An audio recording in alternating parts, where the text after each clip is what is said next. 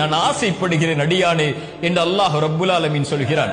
இந்த உலகத்திலே மனிதர்களை பொறுத்தவரை யாரை நாம் சார்ந்து யாரை நம்பிக்கொண்டிருக்கிறோமோ இந்த மனிதர்களை பொறுத்தவரை நாம் கேட்டுக்கொண்டே இருந்தால் எம்மை விட்டு தூரமாகுவார்கள்.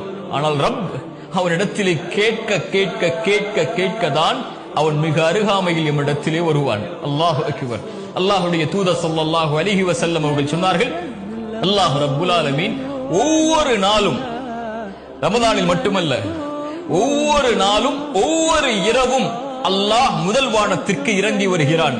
வந்த அடியார்களை பார்த்து கேட்கிறான், என்னிடத்திலே என்னை அழைப்பவர்கள் உண்டா? அந்த அழைப்பிற்கு நான் பதில் கொடுக்கிறேன்.